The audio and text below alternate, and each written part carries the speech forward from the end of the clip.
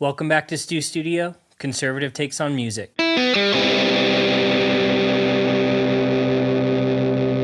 This past weekend was weekend 1 of Coachella. I didn't know that there was more than one weekend, but apparently there is. Now, just in case you're unfamiliar, Coachella is where you spend a shitload of money being miserable to convince people that you're actually having the best time ever. And if you're someone like Sophie Rain, you spend almost $200,000 for you and your friends to go just to come out a couple days later and say that it was a horrible experience. As always, a bunch of A-list celebrities showed up, like Timothée Chalamet seen with Kylie Jenner, Katy Perry and Justin Trudeau, and even Heidi Klum put on a couple of her infamous disguises so that she could have fun unseen and unrecognized at the festival. But so far, the biggest conversations are around two performances at Coachella, and that would be Sabrina Carpenter and Justin Bieber. Now, Sabrina had a huge dynamic set, a full cast of dancers. It was an extremely choreographed performance, and the production level was off the charts. It seems like pretty much every song in Sabrina's set had some sort of reference to a movie in it, like some references including Dirty Dancing and all that jazz. Even in her set design, it was almost impossible to count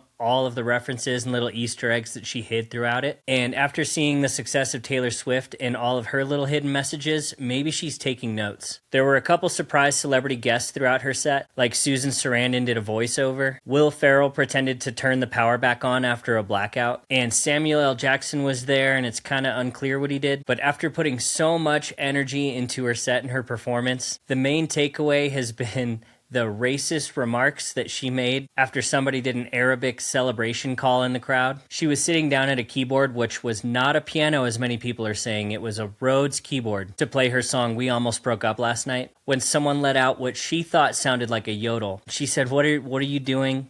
Did someone just yodel? And obviously she couldn't hear that person in the crowd calling back to her and responding to her because she has in-ear monitors in and probably doesn't have that much crowd noise pumped in. But the person said that it's their culture, and she said, your culture is yodeling?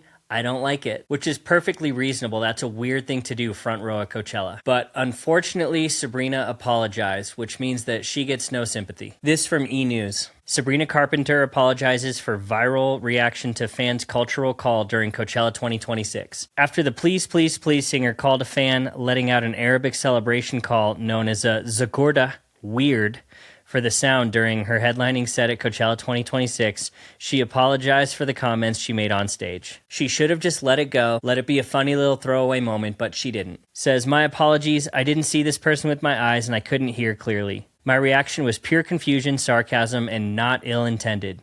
Could have handled it better. No, I think she handled it fine. I think the way that she could have handled it better was not apologizing and not responding in any way. She said, now I know what a Zagorda is. I welcome all cheers and yodels from here on out. I think that's opening herself up to a whole can of worms. Like, at some point very soon, somebody is going to chant Make America Great Again from the front row of one of her shows, and she's going to regret saying what she just said. Because now when you search Sabrina Carpenter Coachella 2026, every single headline is about her apology and her response to that incident. You don't get a single headline anymore about the incredible dynamic moving set that she had or the variability that she showed, doing songs with crazy lights and videos in the background, and going down to her and one other dancer doing a sort of ballet duet, or even how well her voice held up. It's all about her poor response and her shitty apology for the incident. And most of the talk online is comparing her performance with Justin Bieber's performance. Now, Justin's headlining set almost couldn't have been more different from Sabrina's headlining set. For one, the stage was completely bare. He was alone on stage for most of it. And maybe he's been teasing this whole stripped back aesthetic for a long time, like with his performance at the Grammys in just his underwear. He did bring out a small band for a couple songs, and he had Kid Laroi on stage for his song Stay. But apart from that one mega hit,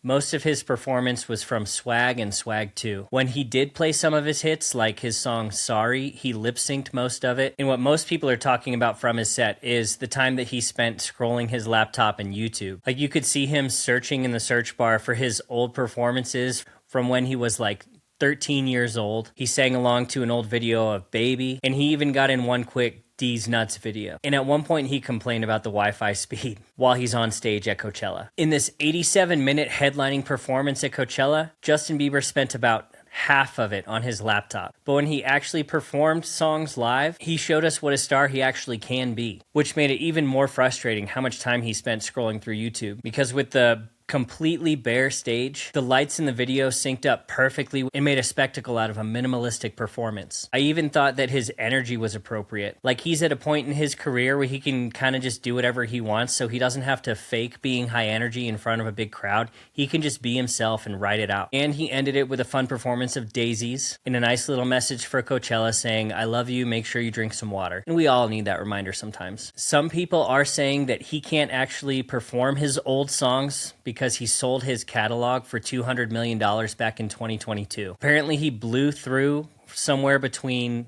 $500 million and $1 billion in his life and wanted to make some quick money to support his wife Haley and his kid Jack. Haley did just sell her skincare company for close to $1 billion, so hopefully he can buy that back. But Haley aside, that argument makes no sense. For starters, all venues and events and festivals pay a BMI, an ASCAP, and a CSAC license, meaning they're covered for whatever song is played, whatever publisher that it's listed under. They're not going to be sued because they paid for it. And when you sell your catalog, you usually sell the mechanical rights, which means it would be harder for him to play a video of his old performance like he did when he played his video for Baby and sang along, than it would be to just sing the song. That might be a little bit different for something like Coachella because they actually videotape everything and publish it and put it out on platforms. But cover bands exist and they don't own any of their catalog. They cover other people's songs for a living. So just a gut feeling, I think that he's getting older and doesn't want to put that much energy into his old songs from when he was a teenager. But Sabrina and Justin's sets are being compared quite a bit online. For one thing, Justin Bieber got paid $10 million to headline his night of Coachella, which is a record-breaking amount, even higher than Beyonce, while Sabrina got paid $5 million, half of what Justin got paid. When Sabrina put as much effort as you possibly could into her set, saying that she spent 7 months preparing and choreographing her set, when it seems like Justin just wung it for half of his. Not to mention the money into production that Sabrina spent when Justin clearly did not. But Justin's career has had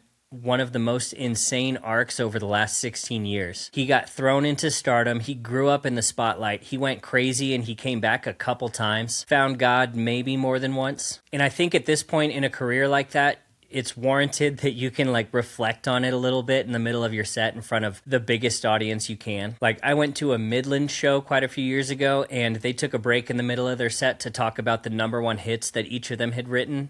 And they played a little snippet of it, just reflecting back on their careers to show how appreciative they are of where they are now. And it was awesome. And I think Justin Bieber is just that on a grand scale. Sabrina's career seemingly came out of nowhere. I know that she's been working her ass off since her early teens on Disney Channel as an actress and as a musician and songwriter and singer. But Justin Bieber has been a household name for at least a decade, and I don't think anyone more than a handful of diehard superfans have known Sabrina's name for more than 5 years. Right now, Sabrina is establishing herself as an over-the-top entertainer who is hornier than any one single human could possibly be, and she's still trying to calibrate just how exploited and sexualized and objectified she's willing to be. But Justin's already been exploited, and he's grown quite a bit from that, and he took some time in the middle of his Coachella set to look back on his career and his growth. He absolutely could have done it in a better manner, if he had some videos actually planned into his set and loaded up to play behind him while he was singing along, or something that he wanted to talk over, have a little stage heart to heart with the crowd like a lot of artists do, instead of just surfing the web and scrolling through YouTube in front of 125,000 people. Sabrina could definitely do a set like this in